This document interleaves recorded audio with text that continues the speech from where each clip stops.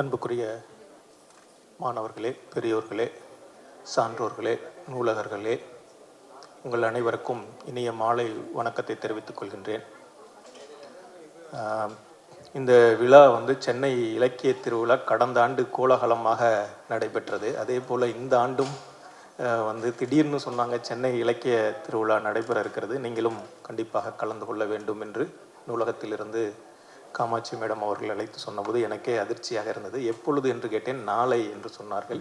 அதனால் உடனடியாக ஏற்பாடு செய்து ஏற்கனவே நான் கொஞ்சம் யோசித்து சிந்தித்து வைத்திருந்த ஒரு தலைப்பில் நான் உங்களுடன் சில கருத்துக்களை பகிர்ந்து கொள்ள விரும்புகின்றேன். இந்த உரை தமிழ் எழுத்து பண்பாட்டில் தன் வரலாற்று நூல்கள் பற்றிய ஒரு சின்ன ஒரு அறிமுக உரை, ஒரு விமர்சன சிந்தனையை நான் உங்களுடன் பகிர்ந்து கொள்ள விரும்புகின்றேன். இந்த உரைக்கு நான் கொடுத்திருக்கின்ற தலைப்பே ஏறக்குறைய நான் உங்களுடன் என்ன பகிர்ந்து கொள்ள விரும்புகின்றேன் என்பதை சொல்லும் விதமாகத்தான் அமைத்து கொண்டேன். தன்னிலை, நினைவு, வரலாறு என்பதுதான் நான் இங்கே உங்கள் முன் ஆற்ற விரும்புகின்ற சில கருத்துக்களை குறிப்பிடுகின்ற ஒரு சொற்கள் என்று நினைக்கின்றேன். தன்னிலை, தமிழ் இலக்கியத்துறை மாணவர்கள் இருந்தீர்களானால் உங்கள் எல்லோருக்கும் நன்கு பரிச்சயமான ஒரு வார்த்தையாக இருக்கும். அது ஒரு இலக்கண வகைமை.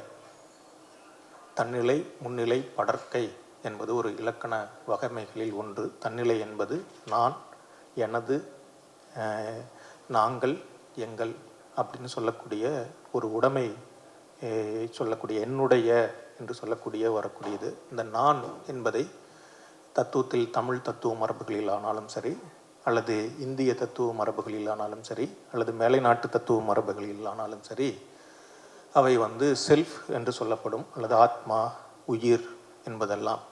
சைவ சித்தாந்த மரபுகளிலே இந்த உயிர் இருக்கின்றதா அப்படி என்று சொல்லும் பொழுது, அப்படி ஒரு கேள்வியை கேட்டு அதை எதை கொண்டு நிரூபிக்கலாம் என்று ஒரு கேள்வியை அவர்கள் எழுப்பிக்கொண்டு அவர்கள் சொல்லக்கூடிய பதில், நான் இதை செய்தேன் என்று சொல்கிறோம் அல்லவா, அந்த நான் எது? உன்னுடைய கையா, உன்னுடைய கண்ணா, நீ எந்த உறுப்பை கொண்டு செய்கிறாயோ அதை சொல்லாமல் நான் என்று எதையோ ஒன்றை சுட்டி சொல்கிறாய் அல்லவா, அதுதான் உயிர் என்று சொல்வார்கள். இது பழைய இதில் இருக்கக்கூடியது. ஆனால் புதிய தன்னிலை என்பது வேறொன்று. பழைய காலத்திலும் இப்போ சங்க இலக்கியத்தில் தொடர்ந்து என்னுடைய கருத்து, என்னுடைய கதை என்று ஏதோ ஒன்று புலவர்கள் பேசியிருக்கிறார்கள். ஏன் உங்களுக்கு நரைக்கலை அப்படின்னு கேட்டோடனே, யாண்டு பலவாகினும் அப்படின்னு சொல்லி, என்னுடைய வீட்டம்மான் ரொம்ப நல்லவங்க, எனக்கு வேலை செய்கிற இளமக்கள் ரொம்ப நல்லவங்க, என்னுடைய நாட்டு அரசன் ரொம்ப நல்லவன் அப்படின்னு சொல்லக்கூடிய தன்னிலை ஒன்று இருக்கிறது. இடைக்காலத்தில் நீங்கள் பார்த்தீர்களானால் மாணிக்க வாசகருடைய பாடல்களை எடுத்துக்கொண்டீர்களானால், நாயினும் கடையேன் அப்படின்னா அவர் தன்னை பற்றி தன்னை கீழ்நிலைப்படுத்தி தன்னை இறக்கி ஒரு நிலையில் வைத்துக்கொண்டு இறைவன் முன்னாடி வைத்துக்கொண்டு பாடக்கூடிய பாடல்கள் எல்லாம் இருக்கின்றன.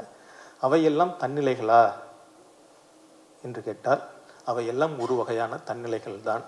ஆனாலும் கூட அவை எல்லாவற்றையும் விட நவீன காலத்தில் தான் தன்னிலைகள் எழுகின்றன என்று நான் நினைக்கின்றேன். கச்சே கிருஷ்ணபிள்ளை என்பவரை உங்களுக்கு தெரியும். அவர் கிறிஸ்துவ கம்பர் என்று அழைக்கப்படுகின்றவர். அவர் இங்கே சென்னையில் தான் இருந்தார். சென்னை திருவல்லிக்கேணி பகுதியில் இருக்கும் பொழுது அவர் கிறிஸ்தவத்திற்கு மாறுவதாக முடிவு செய்கிறார். 1857 ஆண்டு வாக்கில் ஏறக்குறைய ஊவேசா பிறந்த 2 ஆண்டுகள் கழித்து, 1855 ஆண்டு 2 ஆண்டுகள் கழித்து அவர் முடிவு செய்யும் பொழுது அவர் வீட்டிலெல்லாம் பயங்கரமான எதிர்ப்பு நிலவுகிறது. அந்த எதிர்ப்பு நிலவுகின்ற பொழுது அவருடைய துணைவியார், அவருடைய மனைவியார் என்ன சொல்கிறாங்கன்னா, நீங்கள் கிறிஸ்துவத்துக்கு மாறினீங்கன்னு சொன்னால் நான் தற்கொலை செய்து கொள்வேன் அப்படின்னு சொல்கிறாங்க. இப்படி அவருக்குள்ளார நிறைய மன ஊசலாட்டம் நடைபெறுகிறது. அவர் அதுக்கப்புறம் கிறிஸ்துவத்துக்கு மாறிடுறார். மாறின அந்த உணர்வை பற்றி அவர் எழுதும் பொழுது எழுதுகிறார், அன்றே யான் பூர்வத்தில் தெரியாது ஒழுகி வந்த இந்து மதானுசார சடங்குகளெல்லாம் என் மனதை விட்டு ஒளிந்தன, மார்க்க சின்னங்களும் என் சரீரத்தை விட்டு பறந்தன, வெகு காலமாக என்னை பிடித்திருந்த சாதி கட்டும் ஒளிந்தது. இவ்வாறு சர்வ வல்லவரது திருக்கரம் ஆங்காங்கே நேர்ந்த பல விக்கினங்கள், தடை ஊர்கள் முதலிய எல்லா பிரதியந்தங்களையும் உடைத்தெறிந்து பெருவழி நின்று ஒதுக்கி இடுக்க வழிமுகப்பின் திருக்கடையிலுள்ள ஜீவ வெளிச்சத்தண்டையில் கொண்டு வந்து சேர்த்தது அப்படின்னு சொல்றார். இந்த இடத்துல வந்து இந்த கூற்றுல வந்து ஒரு 3 விஷயங்கள் இருக்கு. மத அனுசார சடங்குகள், மார்க்க சின்னங்கள், சாதிக்கட்டு. ஒருத்தரோட செல்ஃப், ஒருத்தருடைய தன்னிலை வந்து எழுச்சி பெறணும் அப்படின்னு சொன்னால், ஒருத்தருடைய தன்னிலை முன்னுக்கு வரணும் அப்படின்னு சொன்னால், அவர் வந்து இந்த 3 விஷயங்களையும் கடக்க வேண்டியதாக இருக்குது. கல்ச்சர் அப்படிங்கிறது ஒரு கலெக்டிவ் ஃபார்ம். கலெக்டிவ் ஃபார்மில் இருக்கக்கூடிய பிரச்சனை வந்து என்னதுன்னு சொன்னால், ஒரு நம்ம எழுத்து பண்பாட்டில் ஆட்டோபயோகிராஃபி மற்றதுலாம் எவால்வ் ஆகிறதுல இருக்கக்கூடிய பிரச்சனை என்னதுன்னு சொன்னால், இந்த கலெக்டிவ்ஸை உடைச்சிக்கிட்டு ஒரு மனுஷன் வெளியில் வரணும். ஒரு முட்டையை உடைத்து கொண்டு கோழி குஞ்சு வெளியே வருவது போல இந்த கட்டுக்களை எல்லாம் உடைத்து கொண்டு மதக்கட்டையும் அனுசார சடங்கு கட்டுகளையும் சாதிக்கட்டையும் உடைத்து கொண்டு ஒருவன் வெளியே வர வேண்டும். இப்படி ஒரு தமிழில் இப்படி இதுக்கு முன்னாடி யோசித்தவர்கள் எல்லாருமே வந்து அவங்களுடைய கதைகள் எல்லாமே வந்து எப்படிப்பட்டது என்று சொன்னால், அதெல்லாம் ஒரு கலெக்டிவ் ஃபார்மோட வெளிப்பாடாக தான் இருந்தது. எப்பயுமே வந்து ஒரு மத குழுமத்தினுடைய, ஒரு மொழி குழுமத்தினுடைய அல்லது ஒரு சில சமூகங்களுடைய வெளிப்பாடாக ஒருத்தனுடைய கதையை அவன் சொல்லுவதாக தான் பல இலக்கியங்களிலெல்லாம் வந்திருக்கின்றன. இங்கே தான் முதலாக, அதுவும் குறிப்பாக கிறிஸ்துவத்திற்கு, தமிழ் பண்பாட்டிற்கு மிக அயலாக உள்ள ஒரு கிறிஸ்துவ மார்க்கத்திற்கு மாறிய பொழுது, குறிப்பாக பின்னாடி வந்து புரொட்டஸ்டன்ட் மிஷனரிஸ் எல்லாம் வந்து அப்படி தனி மனிதர்களாக மாறிய பொழுது அவர்களுடைய சமூக கட்டை அல்லது சாதிக்கட்டை, மதக்கட்டை உடைத்து கொண்டு வெளியே வர வேண்டிய தேவை ஒன்று இருந்தது. அதுதான் வந்து உங்களுக்கு கச்சே கிருஷ்ணப்பிள்ளை அவர்களுடைய அந்த வார்த்தை வந்து நமக்கு உணர்த்துகிறது. இது வந்து இப்படிப்பட்டவர்கள் தான் முதல்ல தன் வரலாறுன்னு ஒருத்தருங்க எழுதுகிறாங்க. நீங்கள் வந்து சௌரிராய பிள்ளை அவர்களுடைய வந்து ஜேர்னல்ஸ் அப்படின்னு ஒரு தொகுப்பு தான் இருக்குது. சௌரிராய பிள்ளை குடும்பம் வந்து முதலாக கிறிஸ்துவத்திற்கு மாறிய குடும்பங்களில் ஒன்று. அவர்களுடைய குடும்ப கதையை முதலாக எழுதி வைத்தார்கள். அவர்கள் எழுதிய கடிதங்கள் இதையெல்லாம் தொகுத்து ஒரு 3 புத்தகமாக குடும்பத்திற்காக மட்டுமே வந்து ஒரு சில படிகளை அச்சடித்து கொண்டார்கள். அதற்கு பிறகு ரொம்ப காலம் கழித்து தான் வந்து இந்த கிறிஸ்துவர்கள் எழுதி கொண்டிருப்பதை பார்த்தோ அல்லது என்னவோ தெரியவில்லை, எனக்கு அதை பற்றி தெளிவான கருத்து எதுவும் இல்லை. ஆனால் அதற்கு பிறகு ரொம்ப காலம் கழித்து தான் வந்து இந்த தன் வரலாறுகள் தமிழில் எழுதப்பட தொடங்கின. உங்களுக்கெல்லாம் ரொம்ப பிரபல்யமாக தெரியக்கூடிய ஒரு தன் வரலாறு உவேசாவினுடைய என் சரித்திரம் வந்தது 1940ஆம் ஆண்டுகளில். அவர் இதழில் தொடர்கட்டுரையாக எழுதி அதற்கு பிறகு 1950ஆம் ஆண்டுகளில் தான் அது நூலாக வெளிவந்தது.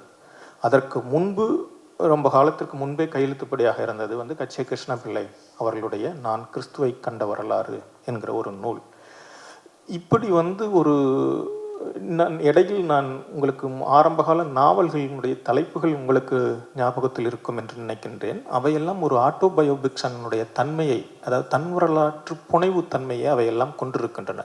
பிரதாப முதலியார் சரித்திரம், பத்மாவதி சரித்திரம், இப்படி வந்து ஒவ்வொரு நாவலுடைய தொடக்க கால நாவல்களுடைய தலைப்பை கூட ஒரு ஆட்டோபயோபிக்ஷன் என்று சொல்லக்கூடிய ஒரு தன்மையில் இருக்கின்றன. அவையெல்லாம் அந்த ஒரு முதன்மையான சமூகத்திற்கு முன்மாதிரியாக இருக்கக்கூடிய கதாபாத்திரம் போல வேதநாயகம் பிள்ளை அவர்கள், மயூரம் வேதநாயகம் பிள்ளை அவர்கள் அந்த பிரதாப முதலியாரை வந்து வர்ணிக்கும் பொழுது அவன் ஒரு முன்மாதிரியான கதாபாத்திரம். அவருடைய நாவல்களில் வரக்கூடிய கதாபாத்திரங்கள் எல்லாம் முன்மாதிரியானவர்கள் தான்.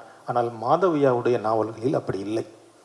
மாதவையா பத்மாவதி சரித்திரம் மற்ற எல்லா நாவல்களையும் தன்னுடைய பெயரில் எழுதி வெளியிட்டார். ஆனால் அவர் இடையில் ஒரு நாவல் எழுதினார், தில்லை கோவிந்தன் என்று. ஆங்கிலத்தில் ஒரு ஆட்டோபயோபிக்ஷனை தான் எழுதினார் 1903ஆம் ஆண்டு. அதை எழுதி அவர் வெளியிடும் பொழுது அவருடைய பெயரில் அதை வெளியிடவில்லை, எடிட்டர் பம்பா அப்படின்னு போட்டுக்கொண்டார் ஆங்கிலத்தில். அவர் அது வந்து ஒரு பயங்கரமாக ஒரு பிராமின் செல்ஃப், அதாவது நேஷ்னலிஸ்ட் மூமெண்ட் எஸ்டாப்ளிஷ் ஆகி இந்தியன் கல்ச்சர் இதெல்லாம் ஒரு வெள்ளைக்காரங்க வந்து அவங்க இந்திய பண்பாடு மற்றதை பற்றி கடுமையாக விமர்சனங்கள் கொண்டிருக்கக்கூடிய ஓரியண்டல் ரைட்டிங்ஸ் இருக்குது, கிறிஸ்துவர்களுடைய ரைட்டிங்ஸ் இருக்குது. இன்னொரு புறம் வந்து அந்த இடையில் மனதை அலைபாய்கிறது. எது சரியானது, எது வாழ்க்கையை உணர்த்தக்கூடியது என்பது பற்றி அவருக்கு வந்து ஒரு கேள்வி இருக்கிறது. அதனால் அவர் தன்னுடைய பார்ப்பன சமூகத்தினுடைய எழக்கூடிய ஒரு தனி மனிதன் எவ்வாறு இருக்கிறான், பொதுவாக அவர்கள் உயர்ந்தவர்கள், அவர்களுடைய பண்புகள் உயர்ந்தது என்று பொதுவாக சொல்லப்படும் பொழுது ஒருத்தனுடைய தன் வரலாற்று வாழ்வின் ஊடாக பார்ப்பன தன்னிலையினுடைய பிரச்சனைகளை பேசுகிறார். அந்த இப்பொழுது கூட கிடைக்கிறது, நீங்கள் வாசித்து பார்க்கலாம். 1903ஆம் ஆண்டு வெளிவந்தது. அதற்கு ஒரு மதிப்புரையை சென்னை கிறிஸ்துவ கல்லூரியினுடைய இதழில் அவருடைய சொந்த பேரில் எழுதினார். அது ஒரு தனி புத்தகமாக இருக்கிறது. அவர் உயிரோடு வாழ்ந்த காலம் மட்டும் அந்த நூல் தமிழில் வரவில்லை. அதற்கு பிறகு 1948ஆம் ஆண்டு தான் அந்த நாவல் ஒரு தமிழில் வெளிவந்தது. அதில் ஒரு பகுதி தமிழில் வரவில்லை. தன்னுடைய சமகால அரசியல் போக்குகளை அவர் விமர்சிக்கிறார். அந்த பகுதியை மட்டும் தமிழில் அச்சிடவில்லை. அது அப்பொழுது தினமணி காரியாலயம் வெளியிட்டது. பிறகு உலகத்தமிழ் ஆராய்ச்சி நிறுவனம் மற்றவர்கள் இப்பொழுது பல பதிப்பகங்கள் வெளியிட்டிருக்கிறார்கள். ஏன் வெளியிடவில்லை என்றால், அது தன்னளவில் அந்த காலத்து தேசியவாத இயக்கத்தினுடைய பிரச்சனைகளை விமர்சனமாக பார்க்கக்கூடிய ஒரு எழுத்து. இதுதான் தன் வரலாற்று நாவல் அல்லது தன் வரலாற்று நூல்களுடைய மிக முக்கியமான பண்பு. இப்படி வந்து விமர்சனமாக தன்னுடைய சொந்த சமுதாயம் தான் என்பவற்றையெல்லாம் விமர்சனமாக பார்க்கக்கூடிய ஒரு விமர்சன சிந்தனையின் விளைவாகத்தான் தோன்ற முடியும். இது வந்து ரொம்ப மிக முக்கியமான ஒரு நவீன காலத்து ஒரு சிந்தனை முறை.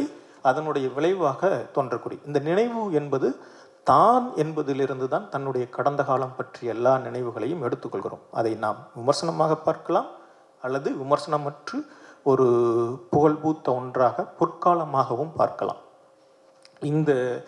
இது பெரும்பாலும் 2 வகையான தன் வரலாற்று நூல்களும் இருக்கின்றன. விமர்சனமாக பார்க்கக்கூடிய தன் வரலாற்று நூல்களும் இருக்கின்றன.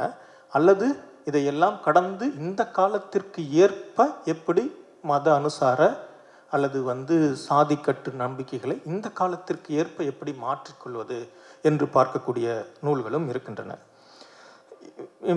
இது ஏறக்குறைய 1940ஆம் ஆண்டுகளில் இருந்து தான் இந்த நூல்கள் எல்லாம் நிறைய தோன்றுகின்றன. இன்று எல்லாம் 2-3 நூல்கள் தினசரி கூட வர இருக்கின்றன. நேற்று பார்த்தேன் பத்திரிகைகளில் 2 பெரிய மனிதர்கள், பழக்கற்பையா அவர்கள் தன்னுடைய தன் வரலாற்று நூலை வெளியிட்டிருந்தார். வால்டர் தேவாரம் அவர்கள் அவருடைய தன் வரலாற்று நூலை வெளியிட்டிருந்தார். இப்படி மேற்கே நவீன காலம் தொடங்கிய பொழுது எல்லா குடும்பங்களும், பெரிய குடும்பங்களும் அவர்களுடைய குடும்பத்தினுடைய வரலாற்றை எழுதுவது, அவர்களுடைய தன் வரலாற்றை எழுதுவது, இது 2மே மேற்கே வந்து பிரைவேட் பேப்பர்ஸ் என்று பெயர். அது வந்து ஒரு இலக்கிய சான்றாதார வரலாற்று நூல்களில் ஒரு பகுதி. ஆக தன் வரலாற்று நூல்கள் என்று நாம் பார்க்கும் பொழுது அவை சாதாரணமானவை அல்ல. அவை வந்து ஒரு விதமான ஒரே நேரத்தில் பண்பாட்டை, நம்முடைய வாழ்க்கையை கேள்விக்குள்ளாக்குபவை. எப்படி? தன்னுடைய நினைவுகளின் ஊடாக, தன்னுடைய கடந்த காலம் பற்றிய நினைவுகளின் ஊடாக தன்னுடைய சுற்றுப்புறத்தை கேள்விக்குள்ளாக்கி இவை இப்படி இருக்கக்கூடாது, மாற்ற வேண்டும் என்று கேள்விக்குள்ளாக்குபவை ஒரு வகையானவை. இன்னொரு வகையானவை இதெல்லாம் வந்து அவர்களும் இதில் பிரச்சனை என்று பார்க்கிறார்கள். ஆனாலும் இதை மேம்பட, செம்மைப்பட இருக்கிற ஒரு பண்பாடு சீரழிந்து கொண்டிருக்கிறது, நாம் அந்த செம்மைப்பட இருக்கிற பண்பாட்டை நோக்கி திரும்ப செல்ல வேண்டும் என்று கூறக்கூடிய இதையும் இருக்கின்றது. நான் உங்களுக்கு வந்து நான் இங்கு மாணவர்கள் இருப்பதால் சொல்கிறேன். நீங்கள் தன் வரலாற்று நூல்களை சுவையாக வாசிக்க வேண்டும் என்று விரும்பினால் இந்த மாதிரி வேறுபட்ட மனிதர்களுடைய தன் வரலாற்று நூல்களை வாசித்து பாருங்கள். இப்போ நான் சுப்பிரமணியம் அவர்கள் இருக்கிறார். அவர் வந்து மிகப்பெரிய வரலாற்று பேராசிரியர்.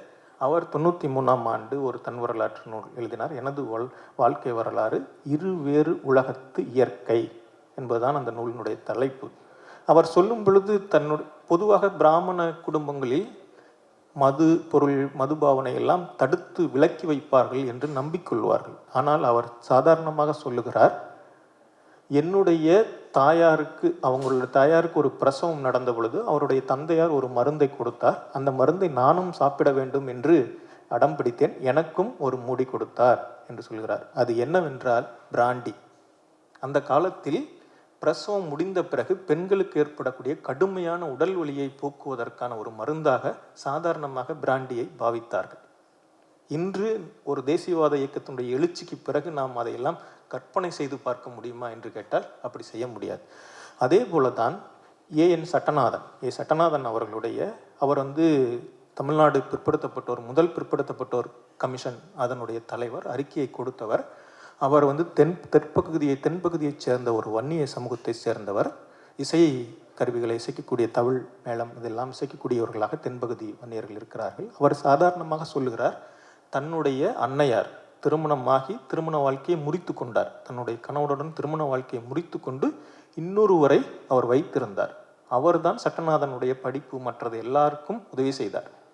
அன்மேரிட் இந்த திருமண உறவுக்கு அப்பால் இருக்கக்கூடிய உறவை சாதாரணமாக மிக இயல்பாக எழுதி செல்கிறார். அதே போல வந்து நீங்கள் என் நினைவில் நிற்பவை என்று சேப்பன் அவர்கள் ஒரு நூலை எழுதியிருக்கிறார். தஞ்சை மாவட்டத்தை சேர்ந்தவர், குடியரசுக் கட்சியினுடைய தலைவராக இருந்தவர். அவர் இந்த சமூகத்தினுடைய போக்குகள் மற்றது அவருடைய நினைவுகளை எழுதும் பொழுது எவ்வாறு கடந்த நூற்றாண்டில் இந்த சமூகம் மாறி வந்திருக்கிறது, அரசியல் சூழல், பெரியார் இயக்கம் ஏற்படுத்திய தாக்கம், இவை எல்லாவற்றையும் பற்றி எழுதியிருக்கின்றார்.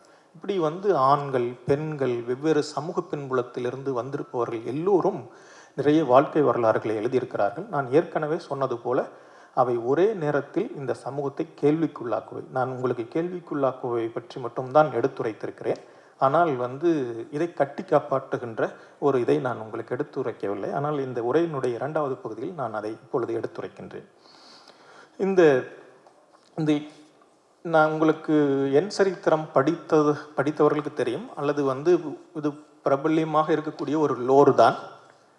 தமிழ் இலக்கியங்கள், சங்க இலக்கியங்கள் உவேசா அவர்களால் கண்டுபிடிக்கப்பட்டு பதிப்பிக்கப்பட்டன என்கிற ஒரு செய்தி. சேலம் ராமசாமி முதலியார் அவர்கள் உங்களுக்கு சிலப்பதிகாரம் தெரியுமா, சீவக சிந்தாமணி தெரியுமா என்று கேட்ட பொழுது எனக்கும் தெரியாது, என்னுடைய ஆசிரியருக்கும் தெரியாது என்று உவேசா அவர்கள் சொல்லுகிறார். அவருடைய ஆசிரியர் மகாவித்வான் மீனாட்சி சுந்தரம் பிள்ளை அவர்கள். இதை வந்து இதை நான் கேள்விக்குள்ளாக்கவில்லை, ஏனென்றால் நான் அவ்வளவு பெரிய மனிதன் இல்லை. மதுரை அமெரிக்கன் கல்லூரியில் பேராசிரியராக இருக்கக்கூடிய பேராசிரியர் சாம்வேல் சுதானந்தா அவர்கள் அமெரிக்காவில் மாண்டவியல் எல்லாம் படித்தவர். அவர் இதை வந்து கேள்விக்குள்ளாக்குகிறார். என்ன கேள்விக்குள்ளாக்குகிறார் என்றால், இவர் எப்படி அவ்வாறு சொல்ல முடியும்?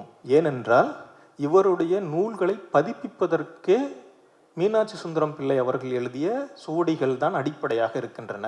ஒவ்வொரு முறையும் இவர் வந்து ஒவ்வொரு நூலையும் பதிப்பிக்கும் பொழுதும் மடத்திலிருந்து, திருவாவடுதுறை மடத்திலிருந்து அவருக்கு கொடுக்கக்கூடிய சுவடிகளே மகாவித்வான் மீனாட்சி சுந்தரம் பிள்ளை அவர்கள் கைப்பட எழுதிய சுவடிகள் தான்.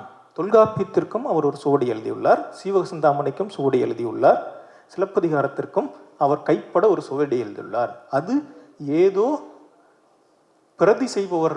சுவடியை பிரதி செய்பவர் போன்று செய்யவில்லை. அவர் தெளிவுபட பொருள் உணர்ந்து அதை செய்துள்ளார்.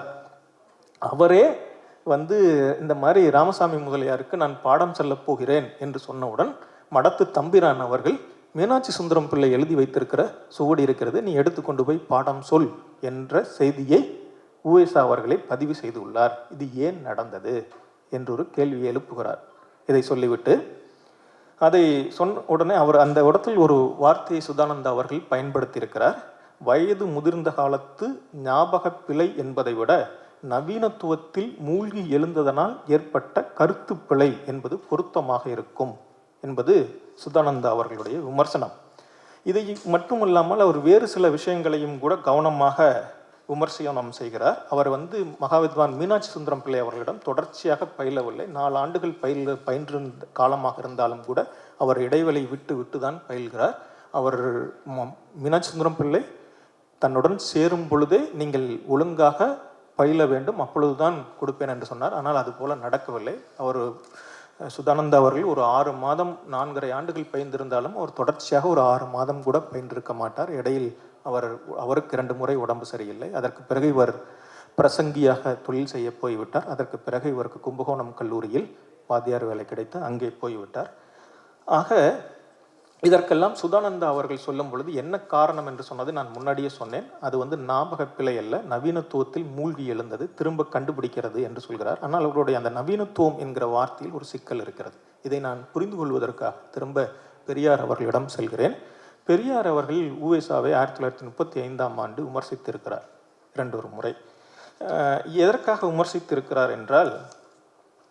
அவர் வந்து 35ஆம் ஆண்டு அவருக்கு சதாபிஷேகம் 80வது ஆண்டு விழா நடக்கிறது. அவரை பெரிய அளவுக்கு எல்லோரும் தூக்கி கொண்டாடுகிறார்கள்.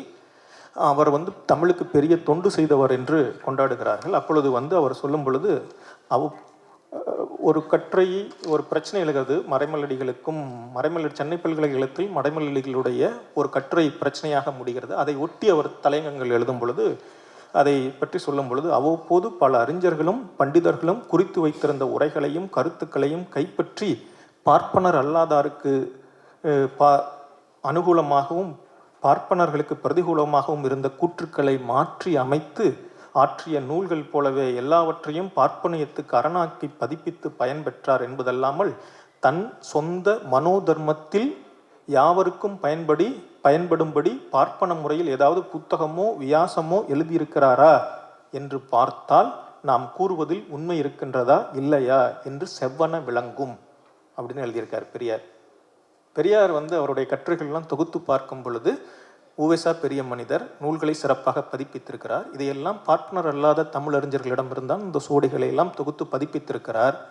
ஆனால் அதை பார்ப்பன நலன்களுக்காகத்தான் பதிப்பித்திருக்கிறார். அந்த காரணங்களால் தான் இன்று பார்ப்பன பத்திரிகைகளும் பார்ப்பன நலனை விரும்புகின்ற தேசியவாத இயக்கமும் அவரை தமிழர் தாத்தா என்று தூக்கி கொண்டாடுகிறார்கள்.